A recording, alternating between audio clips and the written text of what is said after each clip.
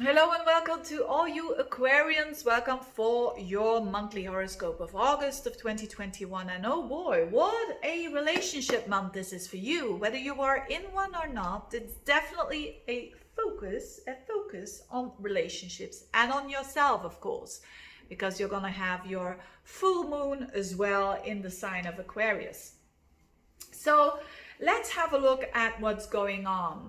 Remember, you're all fixed sign, and all the fixed signs, so Aquarius, Leo, Taurus, and Scorpio, they are having the most challenges with the Saturn-Uranus square, or people who are having even maybe a Venus in Aquarius, or maybe it doesn't always have to be just your sun sign or your moon or your rising sign, your ascendant.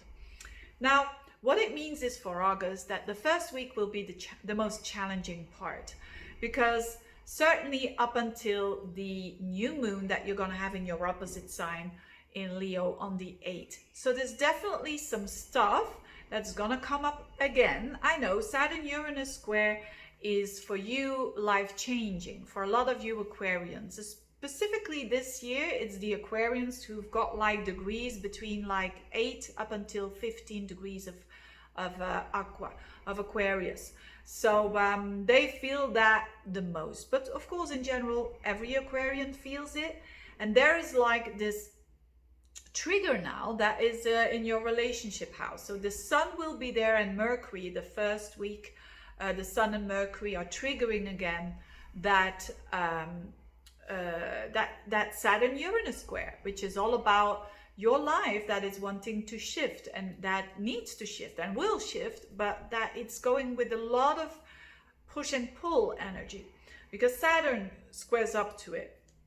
So you've got Saturn in your own house. So it's like you're blocking yourself almost, or you're a bit fearful of taking that next step. But it is supposed to be like that. So there's a reason for that. Whether it is a relationship or whether it is with a career or with all key areas of your life, it's supposed to be in the way that you are cautious.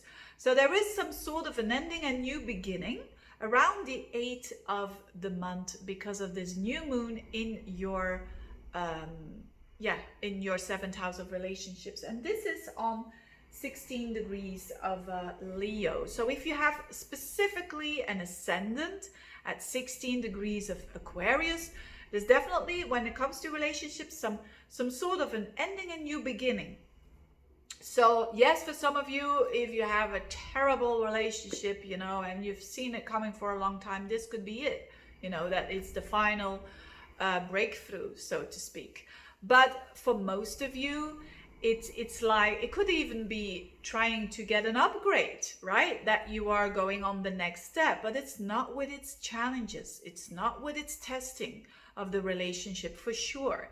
So because this new moon, it triggers that whole Saturn-Uranus square, as I said.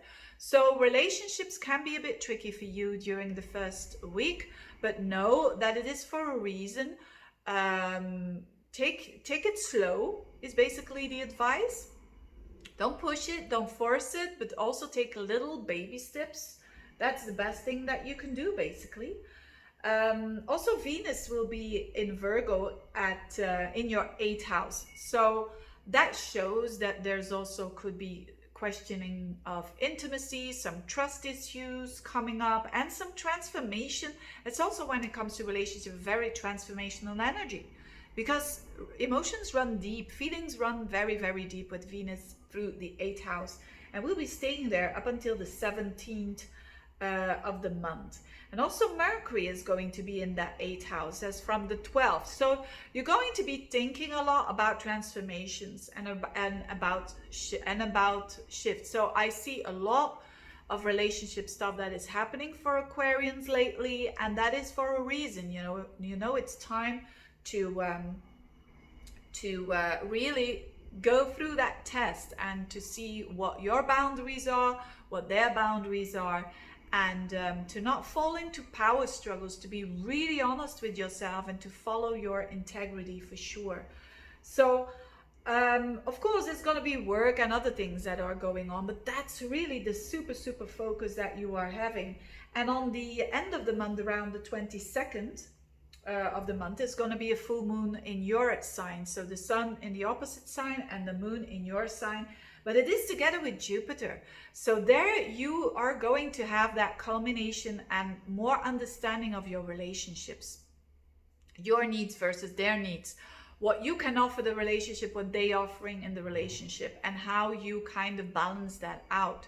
So there's definitely, if there's a bit of clarity and a bit of a push and a pull in the first week, there's definitely culmination coming up for you and clarity. More full moons in our signs, they definitely give clarity, and you're going to stand up for your own needs, but also listen to what the other person is saying.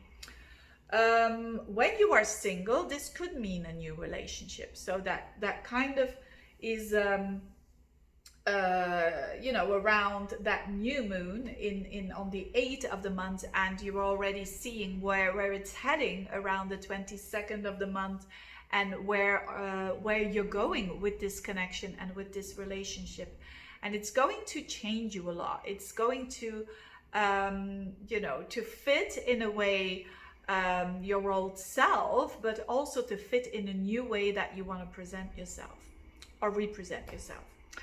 All in all, crucial month on a level of you and relationships. Make the best out of it. Thank you so much for watching, and see you next time. Bye bye.